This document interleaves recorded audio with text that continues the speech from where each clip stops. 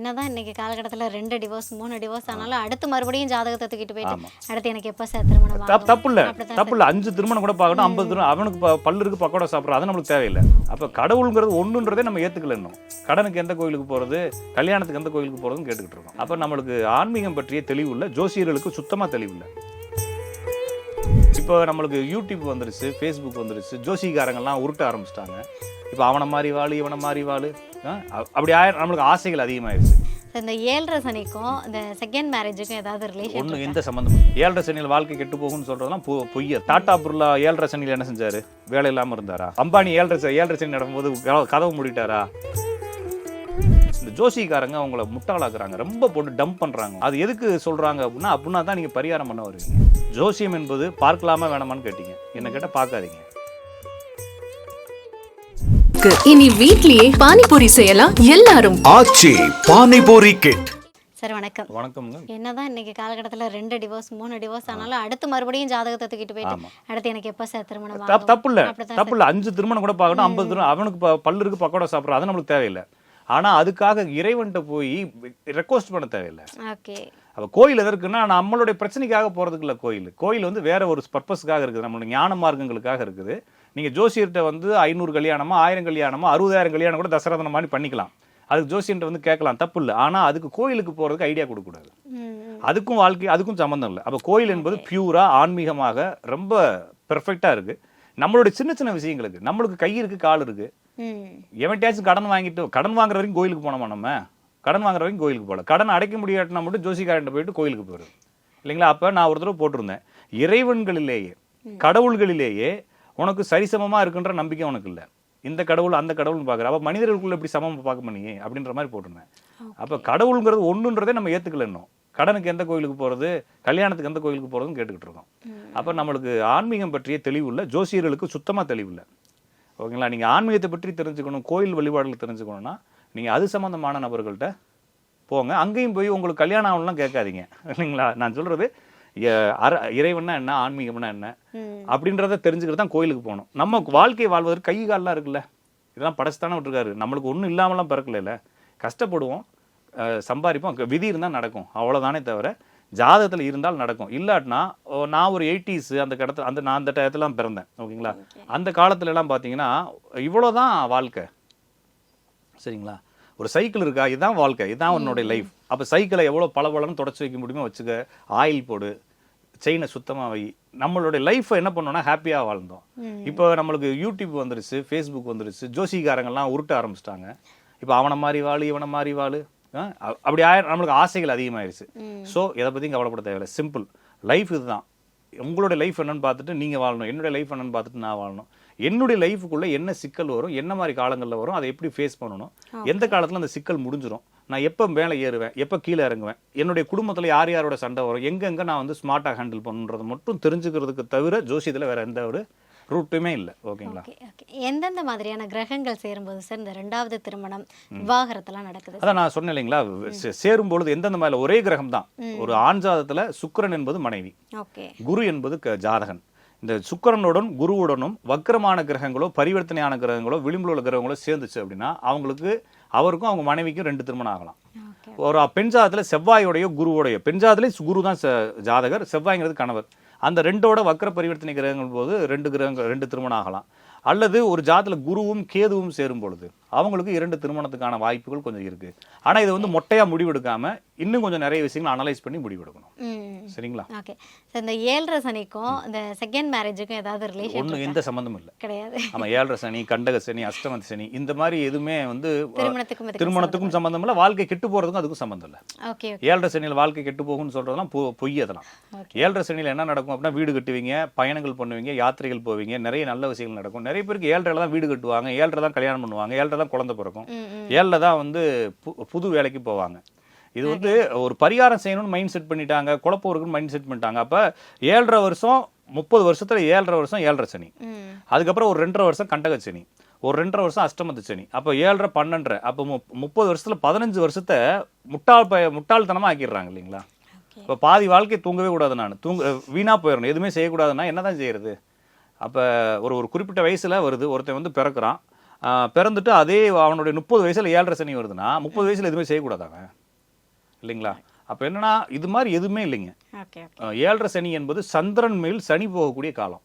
சந்திரன் மேலே சனி போகக்கூடிய காலத்தில் பயணங்கள் இருக்கும், சுறுசுறுப்பு தன்மை அதிகமாக இருக்கும், சில நேரத்தில் சோம்பி படுக்கக்கூடிய தன்மை இருக்கும், அம்மாவுடைய உடல்நலத்தில் கொஞ்சம் பிரச்சனை இருக்கும், வீடு வாகனங்கள் எடுக்கிறதுல கொஞ்சம் மனக்குழப்பங்கள் இருக்கும், எப்பயுமே சதா யோசிச்சுக்கிட்டே இருக்கிற மாதிரி சிந்தனைகள் இருக்கும், தெளிவுகள் கிடைக்கும், இதெல்லாம் சொல்கிறாங்க.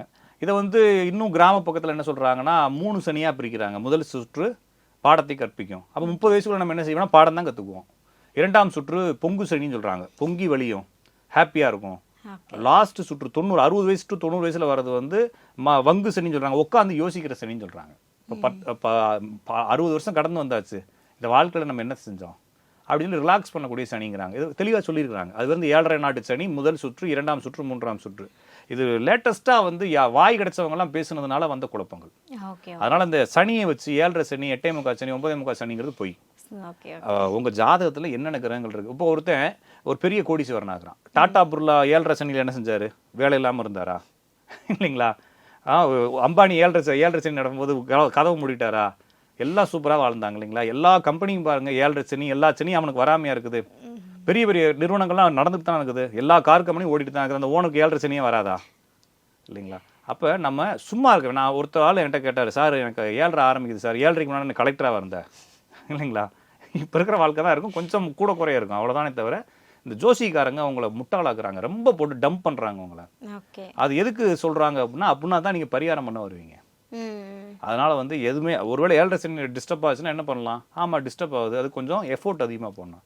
அப்போ சார் உங்களுக்கு இந்த ஒரு 2 வருஷத்துக்கு 2.5 வருஷத்துக்கு உங்களுக்கு எதை தொட்டாலும் விளங்காது அப்படின்னு ஒரு ஜோசிக்காரர் சொல்கிறாருன்னா அதை வந்து என்ன செய்யணும்? 10%, 100% அதிகமாக செய்யணும். ஓகே. அப்போ நான் வந்து 100% எஃபோர்ட் போடுறேன்னா 200 எஃபோர்ட் போடணும். ஏன்னா ரிசல்ட் கம்மியாக வரும் இல்லைங்களா? அப்போ நான் உழைக்க தயாராக இருக்கணும். நான் 8 மணி நேரம் உழைச்சவன் இனிமேல் எனக்கு கஷ்டகாலம் 12 மணி நேரம் உழைக்கிறது தயாராகணும். அப்போ நான் திருப்பியுமே வந்து பரிகாரம் பண்ணுறேன், அதை பண்ணுறேன், பண்ணுறது திருப்பி நம்ம போய் லாக் ஆகிடக்கூடாது. அப்போ லைஃப் எப்படி போகுன்றதை தெரிஞ்சுக்கிட்டு நம்ம எவ்வளோ உழைப்பு போடணும், எவ்வளோ உழைப்பு இல்லாமல் இருக்கணும், எவ்வளோ ஸ்மார்ட்டாக ஒர்க் பண்ணணும்னு தெரிஞ்சுக்கிட்டு ரொம்ப ஹாப்பியாக லைஃப் எடுத்துகிட்டு போகணும். கிடைக்கிறதுல இப்போ நான் அடிக்கடி சொல்லுவேன், 15,000 உங்களுக்கு விதி இருந்துச்சுன்னா 15,000 குடும்பம் நடத்துறதுக்கு நம்ம வழி பார்க்கணும் இல்லைங்களா? நான் 1.5 லட்ச ரூபாய்க்கு பரிகாரம் பண்ணிகிட்டே இருந்தேன்னா அந்த 15,000 வாழ்க்கை முழுவதும் என்ன செய்ய முடியாது? சாட்டிஸ்ஃபை அடையவே முடியாது. அப்போ 15,000 தான் சார் வரும் அப்படின்னு சொல்லி அடித்து சொல்லிட்டோம்னா அவன் பாட்டுக்கு அதுக்குள்ளே அவன் என்ன செய்வானா? குடும்பத்தை நடத்துறது, பிள்ளை ஊட்டி பார்த்துக்கிறது, படிக்க வைக்கிறது செய்வானே தவிர அவனுக்கு வந்து 1.5 லட்ச ரூபா வாங்குறவன அவனை பாரு, நீ ரொம்ப தோஷம் பெற்றுருக்குற, குலதெய்வம் சாபமாயிருச்சு, உனக்கு 1.5 லட்ச ரூபா வரலன்னு சொல்லி அவனை குற்றவாளியாக்கி தேவையில்லை. அவனுடைய விதி 15,000 தானே. 15,000 இல்லாமல் எத்தனை பேர் 15,000 வாங்குறாங்க இல்லைங்களா? அது மாதிரி வாழ சொல்லலாமே. ஸோ இந்த பரிகாரத்திற்கும் ஜோசியத்திற்கும் சம்பந்தம் இல்லை. நீங்கள் என்ன நடந்தாலும் நேரடியாக ஃபேஸ் பண்ணலாம். கடவுள் வழிபாடு என்பது எதுக்கு கடவுள் வழிபாடுனா நம்ம இந்த உலகத்தில் பிறக்கிறதுக்கான காரணம், நம்ம சுவாசிக்கிறதுக்கான காரணம், நம்ம உயிரோடு இருக்கிறதுக்கான காரணம் ஒன்று இருக்குது. அது நம்மளுக்கு புத்தி இல்லை, அறிவு இல்லை. அப்போ இறைவன்கிட்ட போய் எந்த ஒரு கட்டுப்பாடுகள் இல்லாத காதலை வெளிப்படுத்துவது. இறைவனுக்கும் நம்மளுக்கும் ஒரு பெரிய பாண்டிங் இருக்குது. அந்த பாண்டிங்கை புதுப்பிச்சுக்கிட்டே இருக்கிறதான் கோயில். அது அங்கே போய் கேட்கவே தேவையில்லை. இறைவன் அப்போ நம்ம சொல்லாதான் கேட்க தெரியுமா அந்த ஆளுக்கு? இறைவன்கிட்ட போயிட்டு ஐயா எனக்கு வந்து கல்யாணம் ஆகலை அப்படின்னு சொன்னோடனே அவர் அந்த பக்கமாக திருப்பி மைக்கை டியூன் பண்ணி நீ சொல்கிறது அப்படிலாம் இல்லை இல்லைங்களா? எல்லாமே இறைவனுக்கு தெரிஞ்சது தானே. அப்போ அவருக்கு தெரியும், நம்ம ஏன் கஷ்டப்படணும், நம்ம ஏன் அவர்கிட்ட போய் திருப்பி திருப்பி சொல்லணும்? நம்ம தூரமாக இருந்தால் கூட அவருடைய பார்வை நம்ம மேலே இருக்குன்ற நம்பிக்கை இல்லை இல்லையா? எவ்வளோ தூரத்தில் இருந்தாலும் அவர் நம்மளை பார்ப்பாரு, நம்மளோட லைஃப் உள்ள ஏதாச்சும் ஒன்று பண்ணிக்கிட்டே இருப்பார். அப்போ சொன்னால் தான் தெரியணுமா இறைவனுக்கு? அவர் என்ன காது இருக்கா கண்ணு இருக்கா இல்லைங்களா? அப்போ இறைவனை நம்பிக்கை இல்லாத தன்மை, இயற்கையின் மேலே இறைவன் மேலே நம்பிக்கை இல்லாத தானே. அப்போ ஒரு குழந்தை வந்து இடுப்பில் அவங்க அம்மா இடுப்பில் உட்காந்துருக்கிற மாதிரி நம்ம உட்காரல இல்லையா இறைவன் வீட்டில்? நம்ம வந்து நம்பிக்கை இல்லாமல் இருக்கிறோம், திருப்பி திருப்பி போய் கேட்குறோம் கோயிலில். எதையுமே கேட்க தேவையில்லை, சிம்பிள். நீங்கள் எங்கே இருந்தாலும் கோயில், அப்போ எல்லா இடத்துலையும் இறைவன் இருக்காருன்னு சொல்கிறப்ப நம்ம எங்கேயும் சமைச்சுக்கிட்டே பேசலாம். நிறைய லேடிஸ் அப்படி தான் பேசுகிறாங்க, சமைச்சுக்கிட்டே கடவுள்கிட்ட பேசிகிட்டே இருப்பாங்க, தப்பு இல்லை. அப்போ அந்த நம்பிக்கை வர வரைக்கும் இந்த பரிகாரங்கள் இதெல்லாம் உங்களை குழப்பிக்கிட்டு தான் இருக்கும். ஜோசியம் என்பது பார்க்கலாமா வேணாமான்னு கேட்டிங்க, என்ன கேட்டால் பார்க்காதீங்க. ஒரு தடவை பார்க்கணுன்னு டவுட்டாக இருந்தால் பாருங்கள், அதுக்கப்புறம் போட்டுருங்க, தூக்கி போட்டுருங்க. என்னைக்காச்சும் ஒரு நாள் லாக் ஆவீங்க இல்லைங்களா? அன்னைக்கு திருப்பி ஜோசிக்காரன்ட்டு போயிட்டு ஒரு ஐடியா கேளுங்க, இன்னொரு 5 வருஷம் 10 வருஷம் எப்படி போகும், ஒரு ஐடியா கிடைச்சா தூக்கி உள்ளே போட்டுருங்க. இவ்வளோதான் ஜோசியத்தினுடைய வேல்யூவை தவிர திருப்பி திருப்பி பார்க்குறதுக்கு அது என்ன ப்ரைஸ் அட்டையா கிழிச்சு சுரண்டி பார்க்குறதுக்கு அதே தான் இருக்கும் அப்படிங்கிறது தான். சரிங்களா? சரி, இப்போ நீங்கள் வந்து சொன்னீங்க இல்லையா, கடவுள் வந்து எல்லாத்தையுமே வந்து அவர் எங்கேருந்தோ ஒரு இடத்துல வந்து கேட்டுட்ருப்பார் அப்படின்னு. அது நிதர்சனமான உண்மையும் கூட. ஆனால் இன்றைக்கி நிறைய பேர் என்ன பண்ணுறாங்கன்னா, கடவுள் வழிபாடு அப்படின்னா திருப்பதி போகிறதோ இல்லை திருச்செந்தூர் போகிறதோ இல்லை இந்த மாதிரி பெரிய ஸ்தலங்களை நாடி போகிறாங்க. காமனாக வந்து நம்ம குலதெய்வத்தை வழிபட்டோம் அப்படின்றத வந்து நிறைய பேர் மறந்துடுறாங்க. ஸோ இந்த குலதெய்வ வழிபாடு முக்கியம்னு நினைக்கிறாங்களா, இல்லை வெளியில் உள்ள அந்த பெரிய கடவுள்களை கும்பிட்டாதான் சாமி வந்து நமக்கு எல்லாத்தையும் கொடுக்கும் அப்படின்றது உண்மையா சார்? இல்லை, இது மக்களுக்கு எதுவுமே தேவையில்லை. என்ன கேட்குறது, மக்கள் வந்து இதுக்குள்ளே எந்த இதுலையும் அவேர்னஸாகவே இல்லை. லைஃப் நல்லா போயிட்டு இருக்கவனுக்கு குலதெய்வத்தையும் கும்பிட்றதில்ல, எந்த தெய்வத்தையும் கும்பிட்றதில்ல. ஓகேங்களா? பொங்கல் வந்துச்சு அப்படின்னா ஹாப்பியாக இருக்கலாம். ஒருத்தன் வந்து மாதம் ஒரு 10 லட்ச ரூபா சம்பாதிக்கிறான்னு வச்சுக்கோங்களேன், அவன் எதை பற்றியும் கேர் எடுக்கிறதில்ல. ஒரு பொங்கலுக்கு ஹாப்பியாக இருக்கிறான், ஃபேமிலியோட எங்கே போகலான்னு பார்க்குறப்ப ஏதாச்சும் ஒரு கோயிலுக்கு போகலான்னு சொல்லி போகிறான். சரிங்களா? அவன் எந்த வழிபாடோடையும் போகிறதில்ல, கோயிலுக்குள்ளே போய் அவன் எதுவுமே செய்கிறதில்ல. பிள்ளைகளுக்கு போய் நல்லா சாப்பாடு வாங்கி கொடுக்குறான், ஜாலியாக என்ஜாய் பண்ணுறாங்க, அந்த கோயிலுக்குள்ளே எல்லாத்தையும் வாங்கி சாப்பிட்றான், பிரசாதம் வாங்கி சாப்பிட்றான். ஏன்னா காசு அவன்கிட்ட ஃப்ளோவாக இருக்குது, என்ன வேணாலும் செய்கிறான். அந்த கோயில் அவனுக்கு ஒரு போய் வர்றதுக்கான ஒரு பொது ஸ்தலமாக, ஒரு புனித ஸ்தலமாகவும் மாறிடுது இல்லைங்களா?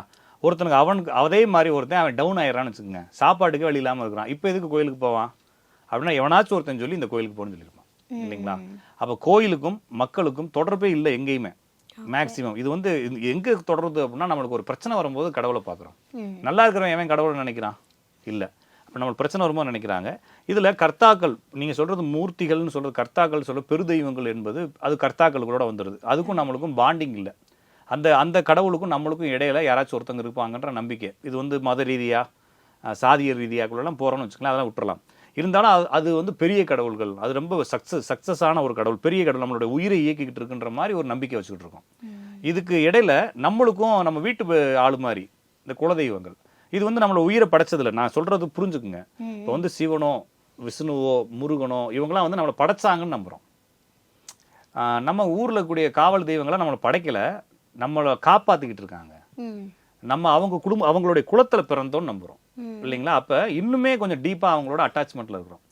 அப்போ குலதெய்வத்தை மறந்தா ஏதாச்சும் ஆயிருமா அப்படின்ற டவுட். இப்போ ஏன்னா நிறைய பேர் அப்படி தானே குழப்புறாங்க. இல்லை சார், நிறைய பேர் எங்கே போனாலும் நீங்கள் இப்போ நம்ம வந்து ஜாதகத்தை பற்றி பேசும்போது கூட சொன்னேன், எல்லாருமே முதல்ல இப்போ அதிகமாக சொல்கிற விஷயம் என்ன அப்படின்னா, நீங்கள் வந்து உங்கள் குலதெய்வம் இருக்கதையே மறந்துட்டீங்க, குலதெய்வத்தோட சாபம் தான் வந்து உங்கள் குடும்பத்தை கெடுக்குது, ஸோ அதனால் நீங்கள் முதல்ல போய் குலதெய்வத்தை பார்த்துட்டு வாங்க. இப்படி தான் முதல்ல அதிகமாக இப்போ நிறைய பேச்சுக்கள் அடிப்படுது. இப்போ 500-600 வருஷத்துக்கு முன்னால் முகலாயர்கள் படையெடுத்தாங்க.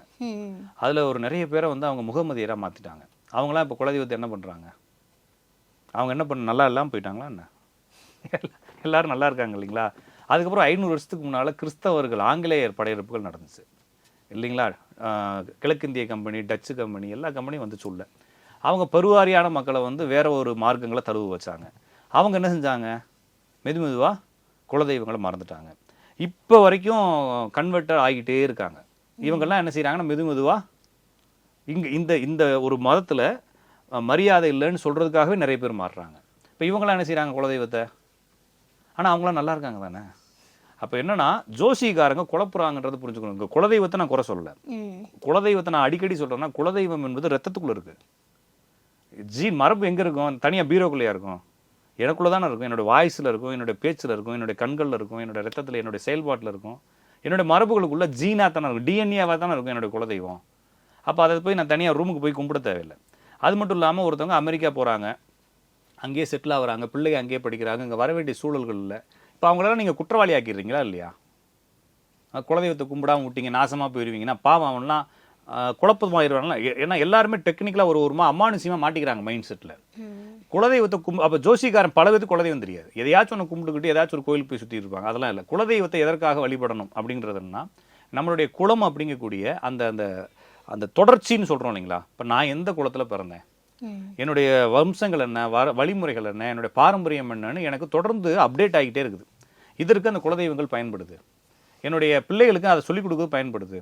கொஞ்ச நாள் கழிச்சு என்னுடைய ஒற்றுமைகள், நான் எந்த சமூகத்தில் இருக்கிறேன், நான் என்ன மாதிரி வாழ்க்கை, நான் வந்து தொடர்ந்து வாழ்கிறேன்ற ஒரு நம்பிக்கை எனக்கு இருக்குது. அந்த நம்பிக்கையை அந்த குலதெய்வங்கள் கொடுக்குதே தவிர, அந்த அனாதியான மாதிரி ஒரு ஃபீல் வருது இல்லைங்களா? நான் இங்கேருந்து ஓடி போயிட்டேன், ஒரு குடும்பம் ஒரு குறிப்பிட்ட காலத்தில் எங்களுடைய குடும்பம் ஓடியாந்துருச்சு, அதுக்கப்புறம் கட்டு ஆயிடுச்சு அப்படிங்கிறப்ப எனக்கு சொத்து சுகம் உறவு பந்தம் இது மாதிரி இல்லாமல் போயிடுது. இப்போ நான் ஒரு கேஸ்ட்டு, ஓகேங்களா? உதாரணத்துக்கு நான் ஒரு கேஸ்ட்டு, எங்கள் கேஸ்ட்டில் 2 பிரிவுகள் இருக்குது சரிங்களா? நான் அமெரிக்காவில் போய் பொண்ணு எடுக்கிறேன்னு வச்சுக்கோங்களேன், நான் வந்து அந்த கேஸ்ட்டில் என்ன பிரிவுன்னு கேட்பேன். அந்த பிரிவுன்னு சொல்லிட்டாங்கன்னா, அவங்க அமெரிக்காவில் வாழ்ந்தாலும் சரி, அமேசான் காட்டிலே வாழ்ந்தாலும், அவங்க எந்த பிரிவாக இருந்தாலும் நான் கல்யாணம் பண்ணிக்கணும். அவங்க எந்த வழிமுறைகளில் வராங்கன்னு எனக்கு தெரியும்.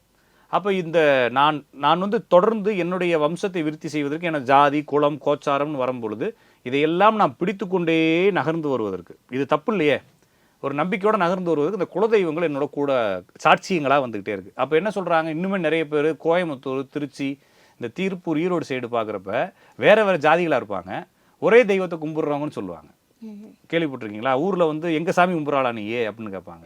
அப்போ ஆமாம் உங்கள் சாமி கும்பிட்றாள் தான் அப்படின்னு நம்மளாம் ஒன்றா ஆன ஆளுங்க, பங்காளி தானே. அப்போ ஒரு கடவுளை வைத்து அந்த எல்லையில் இருக்கக்கூடிய ஒரு கடவுளை வச்சு இவங்களுடைய ஒற்றுமைகளையும் இவங்களுடைய உறவுகளையும் பிடிச்சிக்கிட்டு இருக்காங்க. அப்போ இந்த மாதிரி ஒரு பாண்டிங்க்கு இந்த குலதெய்வங்கள் பயன்படுது. மற்றபடி நான் வந்து அமெரிக்காவுக்கு வேலைக்கு போயிட்டேன், குடும்பத்தில் சண்டை வந்து கோச்சிட்டு போயிட்டேன், அதனால நான் பாவத்தை சம்பாரிச்சிட்டேன்றது கிடையாது. நான் திருப்பி சொல்கிறது, கடவுள்களை நீங்கள் ரொம்ப சீப்பாக கொண்டு வந்து வைக்கிறீங்க. நீங்கள் மறந்துட்டீங்கன்னா குலதெய்வம் சாபம் விடுனா அப்போ என்னதான் அது தெய்வமா? ஒரு குடும்பத்தில் வந்து திருமணம் ஆகலைனாலோ குழந்தை பிறக்கலைனாலோ தொடர்ந்து ஏதாவது அசம்பாவிதங்கள் நடக்குதானாலோ அப்பவுமே என்ன சொல்லுவாங்கன்னா, இல்லை உங்களுக்கு வந்து குலதெய்வத்தோட அனுகிரகம் இல்லை, அதனால தான் வந்து உங்கள் வீட்டில் இப்படி எந்த வழி தெரியாத ஆளு சொல்கிறதுங்க. சரிங்களா? போய் டாக்டர் இருப்பார், ஏதோ ஒன்று அப்படின்ற மாதிரி தெரியாத மாதிரி சொல்கிறது. ஒரு டாக்டர்கிட்ட போனோம்னா இந்த மாதிரி பிரச்சனை இருக்குன்னுலாம் சொல்லக்கூடாது இல்லையா? அவர் இதுதான் பிரச்சனைன்னு சொல்லணும். ஒன்றும் தெரியாது டாக்டர், போலி டாக்டர்கிட்ட போனோம்னு என்ன சொல்லுவாங்க, ஒரு ஆன்டிபயோட்டிக்கை போட்டு மொத்தத்துக்கு 2 இன்ஜெக்ஷன் போட்டு விடுற மாதிரி இது மாதிரி செய்யக்கூடாது. ஜாதகத்தில் விதி இருந்தால் மட்டுமே இந்த குறை நடக்கும். சரிங்களா? நான் சொல்கிறது, அமெரிக்காவில் இருக்கிற எந்த குலதெய்வத்தை கும்பிட்டாரு, ஆப்பிரிக்காவில் இருக்கிற எண்ணத்தை கும்பிட்டாரு, சைனாவில் இருக்கிற எண்ணத்தை கும்பிட்டாரு. உலகம் நம்ம வந்து காமன் பீப்புளாக யோசிக்கும் பொழுது, சரிங்களா, பொது மனிதனாக யோசிக்கும் பொழுது இந்த நம்பிக்கைகள், மரபுகள், வழிபாடுகள் இது எல்லாமே அவங்களுடைய மார்க்கங்கள், இந்த சமூகம் சார்ந்தது, சடங்குகள் சார்ந்தது. மனிதனுடைய வாழ்க்கை இது சடங்குகளுக்கு அப்பாற்பட்டது. சடங்குகளே இல்லாத மனிதர்கள் வாழ்ந்துட்டு தானே இருக்கிறாங்க. இப்போ நீங்கள் என்ன சொல்கிறீங்கன்னா, இந்த இடத்துல இப்படி சொல்கிறீங்க, நிறைய பேர் கடவுள் மறுப்பாளர்கள் வாழ்கிறாங்க இல்லையாங்க, அவங்களாம் என்ன செய்கிறாங்க குலதெய்வத்துக்கு போகாமல்? இல்லைங்களா? நான் சொல்கிறது, இங்கே கடவுளையும் வாழ்க்கையையும், கடவுள் நம்பிக்கையும் வாழ்க்கையையும் இவங்க என்ன செய்கிறாங்கன்னா பிணைச்சிக்கிட்டே வராங்க, பின்னிக்கிட்டே வராங்க. ஒருவேளை நீங்கள் வந்து கடவுளை நம்பாலாட்டினாலோ இல்லை கடவுளை நீங்கள் சரியாக வழிபடாட்டினாலோ இல்லைனா விதிகள் படி வழிபடாட்டினாலோ உங்களுக்கு வந்து குற்றம் வந்துடுது. அப்போ விதிகள், அப்போ நான் என்ன சொல்கிறேன்னா, ஒருத்தர் என்ன கேட்குறாரு என்கிட்ட, சார் என்னுடைய அப்பாவுக்கு நான் தர்ப்பணம் கொடுக்கல. சரிங்களா? தர்ப்பணம் கொடுக்குறதுங்கிறது யாருடைய முறை? உன் ஜாதி முறையா? அப்போ உன் ஜாதி முறையானதான் உங்கள் தாத்தாவே மாமாவே வச்சு கொடுப்பியா? இடையில யார் இன்னொரு ஜாதிக்காரர் வராரு? அப்போ அவருடைய ஆகம விதிகள் அடிப்படையில் செய்கிறார். உன் ஜாதிக்குள்ளுக்கும் அவர் ஜாதிக்கு என்ன சம்பந்தம்? இல்லைங்களா? அப்போ பாரம்பரியமாக செய்கிறார், உன் குடும்பத்துக்கு வேலையில் உன் ஆளுகளை வச்சு நீயே பண்ணிக்க வேண்டியதானே. உங்கள் அப்பாவை நீ பேசினா கேட்க மாட்டாரா? இல்லை உங்கள் அப்பாவுக்கு சமஸ்கிருதம் தெரியுமா? இல்லைங்களா? நான் கேட்குறது, நீ வந்து உங்கள் அப்பாவுக்கு தர்ப்பணம் கொடுக்குற, அவர் சமஸ்கிருதத்தில் ஏதோ சொல்கிறார், உங்கள் அப்பாவுக்கு சமஸ்கிருதம் தெரியுமா? தெரியாது. அப்புறம் எப்படி அவர் கொடுக்குறது அங்கே போய் சேரும்? அது மாதிரி இது வந்து ஜாதிய சடங்குகள், பாரம்பரிய குல கல ஆச்சாரங்களுக்குள்ளே வரக்கூடிய விஷயங்களுக்கும் வாழ்க்கைக்கும் தொடர்பே கிடையாது. சரிங்களா?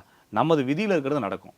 ஒருவேளை எனக்கு விதியில் நல்லா இருக்கணும்னு நினச்சினா நான் குலதெய்வத்தை விட்டுட்டு போனாலும், தெய்வத்தையும் கும்பிடாட்டினாலும், தெய்வ மறுப்பானாலும் நான் நல்லா இருப்பேன். ஒருவேளை இப்போ எல்லாத்தையும் ஆகம விதிப்படி ஒரு காலத்தில் செஞ்சாங்களா இல்லையா? எல்லா குலதெய்வத்தையும் கும்பிட்டாங்களா இல்லையா? 80, 70, 60களில் மிகப்பெரிய பஞ்சம் பட்டினி தமிழ்நாடை மொத்தத்துக்கு அழிச்சிச்சே. அப்போ அங்கே எங்கே போச்சு? இல்லைங்களா?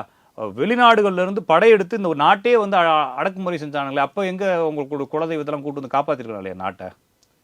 இல்லைங்களா? அப்போ நம்ம வந்து அடிபட்டுக்கிட்டே தானே இருக்கிறோம். நான் மட்டும் இல்லை, நீங்கள் மட்டும் இல்லை, சமூகமே அடிபட்டுட்டு தான் இருக்குது. வேற ஒரு நாட்டினுடைய ஆட்சிக்குள்ளேயே 1000 வருஷம் வாழ்ந்துருக்கோம் நம்ம.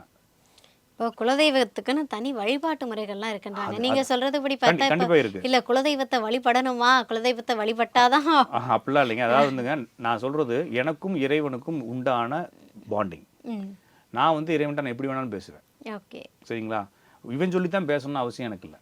சரிங்களா? நான் இங்கேருந்து நான் கடவுளுக்கு கருப்புசாமின்றது என்னுடைய குலதெய்வம். கருப்புசாமி எங்கள் ஊரில் மட்டும்தான் இருப்பாரா? அவருக்கு ஊரை விட்டு வெளியே வர தெரியாதா? நான் சென்னைக்கு வந்துட்டு என் பின்னாலே வந்துடணுமா இல்லையா அவர்? இல்லைங்களா? அப்போ நான் அங்கே போய் தான் பேசணும்னா அவர் சாமியே இல்லைல்ல. நானாச்சும் பஸ் ஏறி வெளியூருக்கு வரேன், நீ என்னையா வெளியூருக்கு வரலன்ற மாதிரி கேட்க வேண்டியது இருக்கு இல்லையா அவர்கிட்ட? அப்போ உலகம் முழுவதும், எல்லா இடத்துலும், பிரபஞ்சம் முழுவதும் என்னுடைய குலதெய்வம் பரவி இருக்குன்னு தானே அர்த்தம். அப்போ நான் எங்கேருந்து வேணாலும் கேட்டுக்கிட்டே இருப்பேன், பேசிகிட்டே இருப்பேன் இல்லையா? எனக்கு நடக்கக்கூடிய தப்புகள், எனக்கு நடக்கக்கூடிய பிரச்சனைகள், என்னுடைய பிரச்சனைகள், நான் எங்கே அழுகணும்னு நினைக்கிறேனோ அங்கே அழுகிறது, எங்கே சிரிக்கணும்னு நினைக்கிற சிரிக்கிறதுக்கும் எனக்கும் கடவுளுக்கும் ஒரு பாண்டிங் இருக்குல்ல. எனக்கு உள்ளேயே ஓடிக்கிட்டே இருக்கு இல்லையா? அது இதை போய் ஒரு வழிபாட்டு முறைகளை கொண்டு போய் அடக்க தேவையில்லை. இது எதுக்கு நான் திருப்பி சொல்கிறதுன்னா, நான் வருஷம் போய் எங்கள் ஊரில் கும்பிடுவேன். வருஷம் எங்களுடைய சொந்தக்காரங்க அமெரிக்கா, ஆப்பிரிக்கா எல்லா இடத்துலேருந்து வருவாங்க. நாங்கள் ஒரு பாண்டிங், எங்களுடைய குடும்ப நடைமுறைகளை கொண்டு போகிறதுக்கான தெய்வங்களாக குலதெய்வம் ஃபாலோ பண்ணப்படுதே தவிர, குலதெய்வம் எல்லாத்தையுமே இவங்க என்ன செய்யறாங்கன்னா கட்டாயப்படுத்துறது இல்லைங்க. அந்த தெய்வத்தை வந்து ஏதோ ஆளு மாதிரி ஹேண்டில் பண்றாங்க. அவர்கிட்ட போய் கேட்டாதான், நீ என்ன வணக்கம் வைக்கவே இல்லை வந்து ஆமா நீ ஒரு வருஷத்துக்கு ஒரு தடவை கூட வணக்கமே குலதெய்வத்தை வைக்கல பார்க்கலன்னா பார்க்காம போற அப்படின்ற மாதிரிலாம் கடவுள். அப்போ கடவுளை வந்து அவ்வளோ உன்னதமான இடத்துல நம்ம வச்சோம்னா போதுங்க. ஓகே அப்போ கடவுளை நம்ம வந்து இன்னுமே சிறுமைப்படுத்துறோம். ம் சரிங்களா? உயர்ந்த இடத்துல நீங்க எப்போ வைக்கிறீங்களோ, அப்போ எல்லா இடத்துலையும் நிரம்பி இருக்கிறாருன்னு எப்போ நீங்க நினைக்கிறீங்களோ அப்போ தான் கோயிலில் மட்டும் இல்லைன்னு நினைக்கிறீங்க இல்லைங்களா? கோயிலில் மட்டும் தான் இருக்கிறாரு நீங்க நம்புறீங்க இல்லையா? நிறைய பேர் சொல்லுவாங்க அந்த ரூமுக்குள்ள சாமி ரூமுக்குள்ள என்ன வெஜிடேரியன் புழங்கி நான்வெஜ் புழங்கிருக்கோம், சாமி ரூமுக்குள்ள போக மாட்டோம். அப்போ கிச்சனுக்குள்ள சாமி இல்லையான்னு கேட்பேன் நான் சில வீடுகளில். ஓகே அப்போ எல்லா இடத்துலையும் நிரம்பி இருக்கிறார். அவர்கிட்ட போய் தனியாக வழிபடணும்னு அவசியம் இல்லை. வழிபடுறதுக்கு சந்தோஷமா இருந்து அதுக்கு ஒரு ப்ராசஸ் பண்ணால் தப்பு ஒன்றும் இல்லை. ஆனால் இது செய்யாதனால நீங்கள் கட்டு போயிட்டீங்கன்னு ஒரு ஜோசிக்காரன் சொன்னா நம்பாதீங்க.